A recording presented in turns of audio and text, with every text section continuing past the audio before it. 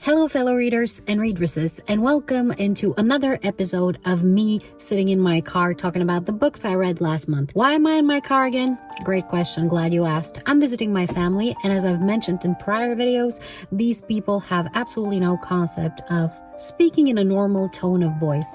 I don't know if you have that in your families, but mine just continuously yell at each other. And it's not that they argue, they just have conversations in a very loud tone of voice. For some reason, you think they're all deaf. So anyway, obviously I couldn't film a video there, so I metaphorically and literally took to the woods so that I can film this video. Also, I forgot to pack my microphone, so this is gonna be a little bit of unpleasant audio maybe, or maybe it's gonna be good. I don't know. We'll have to do with what we have. I'm a little late with filming this video due to unforeseen circumstances that aren't really that important, but we're going to talk about the books that I read in January, and I'm going to try to make this quick because I have so many other things to do today. First things first, let's talk about the books that I actually had on my TBR for January. First, we had Waking Gods by Sylvain Neuvel, which was a 2024 TBR jar pick. Then we had The Lost World by Michael Crichton, which was a sci-fi pick. Then we had Ruin by Gwynne, also a 2024 TBR jar pick. Then The Bone Shard Daughter by Andrea Stewart, which was a bookshelf jar pick, followed by Avatar: The Last Airbender Imbalance, which was a graphic novel pick. Then we had An Echo of Things to Come by James Islington, which was a 2024 TBR jar pick. And then The Girl and the Mountain by Mark Lawrence, which was a mood read, which I had started before I did my January TBR. And then we had Through the Looking Glass and What Alice Found There by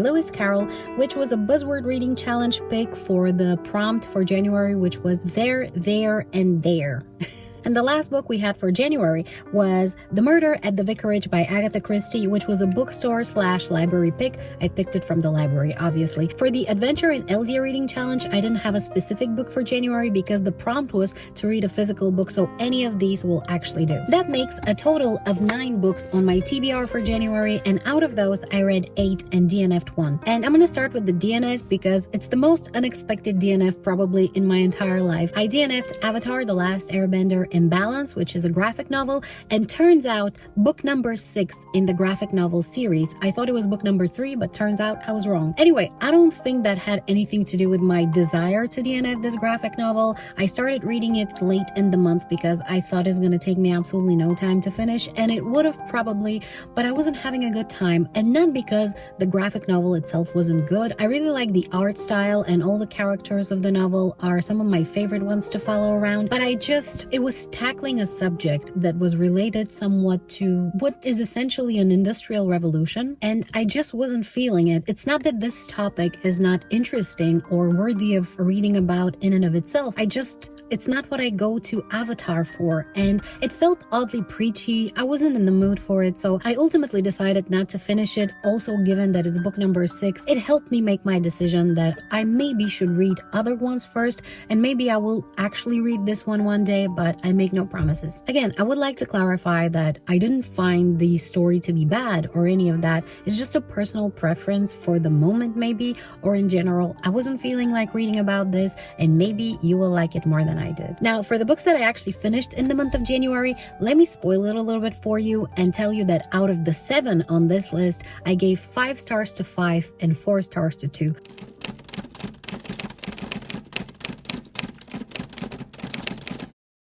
So this makes it one of my best reading months ever. We're gonna go through them in the order in which I picked them up, starting with The Girl and the Mountain by Mark Lawrence. This is an adult high fantasy / science fiction and is the second book in the Book of the Ice series. This series is set in the same world as the Book of the Ancestor, and from what I understand, I think it follows the Book of the Ancestor chronologically, so if you want to read it, I will advise you to go through that first. I read book 1, The Girl and the Stars, last year, I think, and I gave it 3 to 3.5 stars. I had a good time with it, but I had my problems with it, and with this one, I enjoyed it way more. It changed the setting significantly and introduced an interesting villain, and then it changed the setting again and introduced a very interesting continuation of the plot.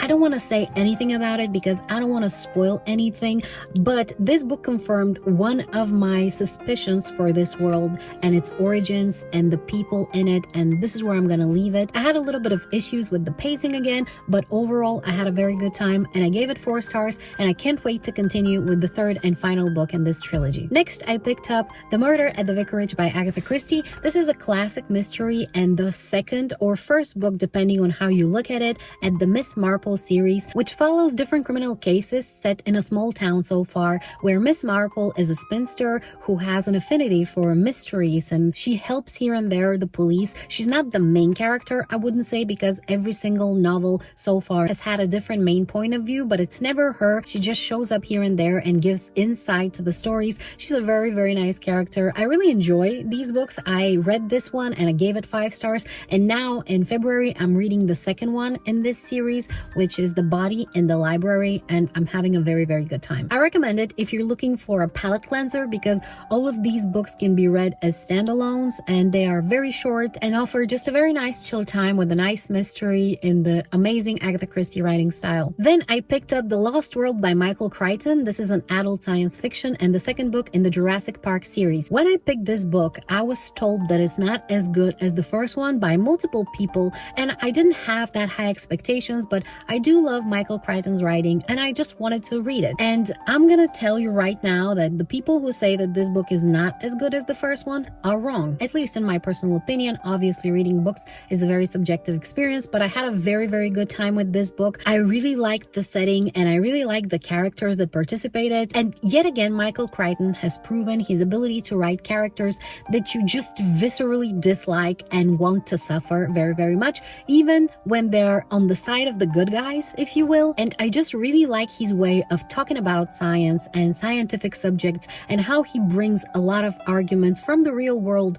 to defend those without necessarily making conclusions, just putting the ideas out there. He just writes books that either make me think about subjects I've never considered before or give me another perspective on a subject that I thought I had already considered in detail. Anyway, I had a very good time with this book. I thought the ending was slightly underwhelming, but that didn't take away from my enjoyment whatsoever. So I gave the book 5 stars, and it put me in such a mood about reading about dinosaurs. You know, this childhood obsession that a lot of us have with dinosaurs, I don't think it ever went away from me, and this book ignited it once more. I gave it 5 stars. Did I say that already? Doesn't matter. Next, I picked up another adult sci-fi book, but on a different subject this time, and that was Waking Gods by Sylvain Neuvel. This is book number 2 in the Themis Files series, the first one being Sleeping Giants.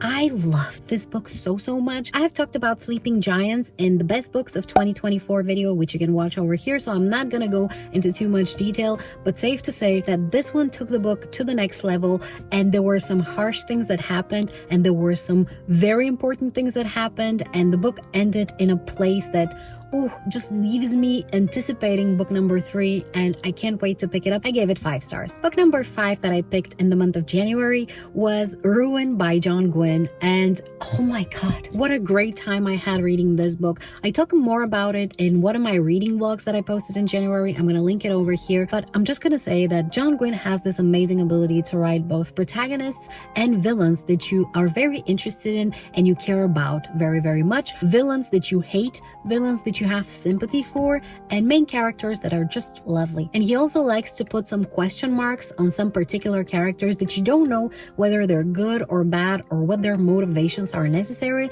but he keeps you guessing. So I very much like that. This book had some plot twists that I somewhat expected, but not necessarily to the extent that I got them, and it ended on a very terrible cliffhanger. So I am gonna read Wrath in the month of February. It came up on my, I put it on my February TBR, kind of forced it into it, and I'm very much looking forward to it. I haven't picked it up yet, but I'm eyeing it, and I am super stressed, again in a very good way, as to how the series is gonna end. Anyway, gave it 5 stars. I think I already mentioned that. Book number 6 that I picked up in the month of January was The Bone Shard Daughter by Andrea Stewart. This is another adult epic fantasy and the first book in the Drowned Empire series, and oh my god, I love this book. I gave it 5 stars. stars. I'm gonna start with that. It has a very interesting premise. The world that this book is essentially set up in is an archipelago, and a while back it was populated by this race of people that had very particular powers, and they were defeated by the people who currently live there and by their current bone shard emperor's family, who have bone shard magic, which is one of the coolest magics that I've ever heard of. Basically, it consists of the royal family taking a bone shard from every single person from behind their ear when they reach a certain age, and then storing it and using it to create and power constructs, which are basically kind of like Frankenstein's monsters that have one or a few bone shards in their bodies, which help them be animated and follow orders. But the caveat is that once a bone shard is being used to power a construct, the person whose bone shard this actually is starts fading away and eventually dies way younger than they were supposed to from bone shard sickness, basically. We follow the daughter of the current emperor and a smuggler and some rebels and some other people that we don't know what they are exactly. The book is very, very cool. It has very interesting twists, which I kind of guessed early on, but still I had a very good time. There are some things that surprised me that I didn't expect whatsoever. And while the book reads a little young adult in my opinion for the most part, it still had a very, very nice world building, very nice magic, very nice plot, and I'm very excited for book number 2. So I recommend it. Book number 7 that I picked up was Through the Looking Glass and What Alice Found There by Lewis Carroll. This is a middle grade classic fantasy and the second book in the Alice in Wonderland series, and I have reread it multiple times, but I picked it up, as I mentioned earlier, for the Buzzword Reading Challenge, and I had a very, very good time with it. I have always loved Alice in Wonderland. It's one of the first stories that I really, really loved, and probably had I not read it so much as a kid, I wouldn't have loved it as much as an adult. I probably would have had some issues with some things, but honestly, I can't give this book less than 5 stars. It is just a very, very favorite of mine. Very favorite? What a wordsmith you are, Sylvia. And the last book that I read in the month of January and actually finished in the month of February is The Shadow of What Was Lost by James Islington. This is an adult epic fantasy and the first book in the Lycanius trilogy series. As I mentioned earlier, I was supposed to actually read An Echo of Things to Come, which is book number 2 in this series, but I realized that I had forgotten so much from book 1 that it wouldn't have been enjoyable or productive really to read book number 2. So I decided to go back and reread book number 1, and I will actually read An Echo of Things to Come later on this year if everything goes to plan. I read The Shadow of What Was Lost for the first time last year or the year before that. I don't remember entirely, but I think I gave it either 3 or 3.5 stars, and that was because while I enjoyed it, I felt like the book featured a little bit too much. It was a little too cramped, and I didn't necessarily enjoy the writing style that much, although it wasn't anything bad. It was just a pretty standard bland writing style, which is completely understandable because I think this is the author's debut novel. But reading book 1 for the second time, I again agree with my past self that the book features way too much. And I'm not saying just way too much in terms of world building or in terms of plot. I also mean in terms of mysteries and in terms of setup. There are so many clues left for things that we have absolutely no idea what they're gonna be, that there is absolutely no humanly way that you will remember those even after reading the book 2 times. There are, for example, a few places where the author utilizes foreshadowing by actually having a character receive a message for the future where they're supposed to remember a certain phrase, and then this phrase will play a very important role in later books. But this happens in so many places, and those phrases or those messages are so long and so specific with such specific names and places that you've never heard before, that if I saw those names and places in later books, I might potentially think, have I seen this before? But I will have no way of actually remembering it, and I will have to go back and look through the book to see whether I can find this thing again. I think the author has done an amazing job with those things, but again, I think he has piled way too many of those in a very cramped up place. And don't get me wrong, I love a good reveal, but this is the first time in my life where I feel like I got too much of a good thing here, and this is obviously a personal opinion. You might not feel about this book this way, and even if you felt exactly like I did about this particular aspect of the book, I would still recommend you read it because the world building and the plot are phenomenal. Anyway, I gave the book 4 stars, and I am very much looking forward to continuing with of the series. So in total, in the month of January, I read 8 books, which equated to 3,562 pages, and DNF'd 1 book. In terms of genre, I read 5 fantasies, 1 mystery/thriller, and 2 science fictions. In terms of formatting, I read 6 paperbacks and 2 hardbacks, and in terms of sourcing, I owned 6 of the books and borrowed 2. So overall, as I mentioned, it was a great reading month. I had such a good time with so many of those books. I got so many new favorites. I managed to continue so many of the series that I wanted to continue and ultimately finish. And yeah, I am really happy with the beginning of this year in terms of reading. I hope you enjoyed watching this somewhat rudimentary video, and please let me know in the comments what you read in the month of January and whether you've read any of these books and what you thought of them. Thank you so much for watching, and if you'd like to see my February TBR, check out this video. Bye!